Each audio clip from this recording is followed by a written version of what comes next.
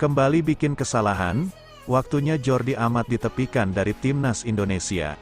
Matchday terakhir grup D yang dijalani oleh Timnas Indonesia berakhir di luar ekspektasi. Berharap kembali menuai poin kala bersua dengan Jepang yang merupakan raksasa sepak bola benua Asia.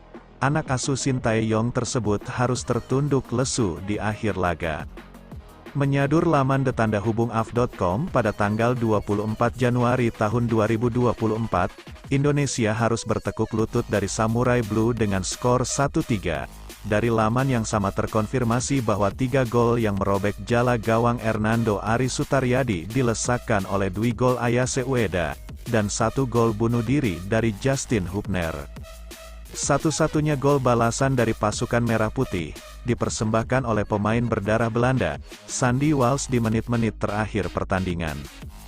Dari 3 gol yang melesak ke gawang Indonesia, 1 diantaranya merupakan andil besar dari Jordi Amat. Jika kita melihat unggahan video di kanal YouTube RCTI Entertainment pada tanggal 24 Januari tahun 2024, gol pertama Jepang ke gawang Indonesia terjadi karena Jordi Amat dinilai melakukan pelanggaran saat mencoba untuk melakukan pengawalan terhadap Ayase Ueda. Jordi yang bertarung dengan Ueda di petak penalti Indonesia, menarik Ueda hingga terjatuh dan membuat wasit memberikan penalti kepada Jepang. Kembali melakukan kesalahan yang cukup fatal, membuat Jordi Amat menjadi sorotan kembali. Lantas, apakah dengan rentetan kesalahan yang dibuat oleh pemain berdarah Spanyol tersebut, menandakan dirinya harus ditepikan untuk sementara waktu dari skuad? Tentu saja pertanyaan tersebut akan sangat sulit untuk dijawab. Pasalnya, Jordi Amat saat ini merupakan pemain belakang paling berpengalaman di lini pertahanan Timnas Indonesia. Ketenangan dan leadership-nya di benteng pertahanan Indonesia masihlah sangat diperlukan untuk membuat permainan di depan gawang menjadi lebih stabil, terlepas dari aksi-aksinya yang belakangan merugikan tim. Namun harus diakui bahwa pengalaman dan cara bertarung Jordi Amat masihlah diperlukan di sektor pertahanan Indonesia. Kelebihan-kelebihan itulah yang pada akhirnya membuat Coach Shin menunjuknya sebagai kapten tim kedua setelah Asnawi Mangkualam Bahar, karena sang pelatih menyadari, keberadaan seorang Jordi Amat masihlah memiliki pengaruh besar terhadap kekuatan lini belakang timnya. Lantas, apakah perlu diistirahatkan untuk sementara waktu agar sang pemain bisa kembali ke puncak permainannya? Ini adalah opsi yang bisa ditempuh, mengingat beberapa waktu mendatang Indonesia dipastikan bakal kedatangan rombongan pemain belakang dari benua Eropa. Jadi, sembari menunggu Jordi on form, tak ada salahnya jika Coach Shin memberikan waktu kepada para pemain barunya tersebut. Lemparan ke dalam Pratama Arhan dipuji habis-habisan media Jepang.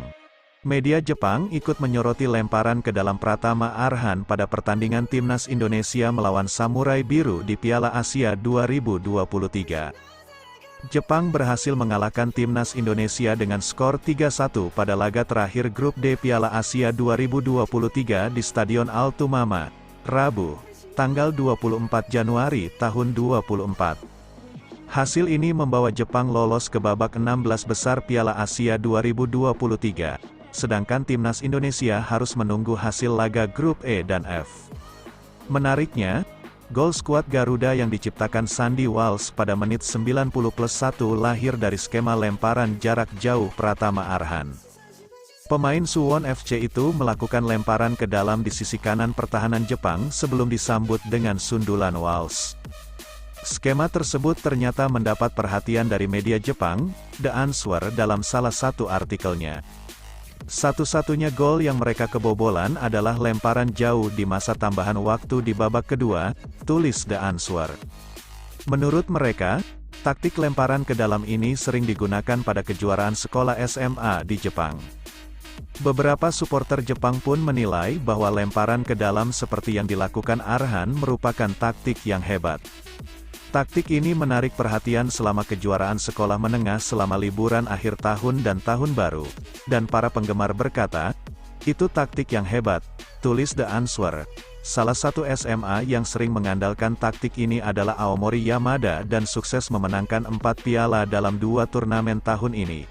Namun, ada perdebatan di kalangan penggemar yang terbukti efektif di turnamen penentuan terbaik se-Asia tersebut, tutupnya.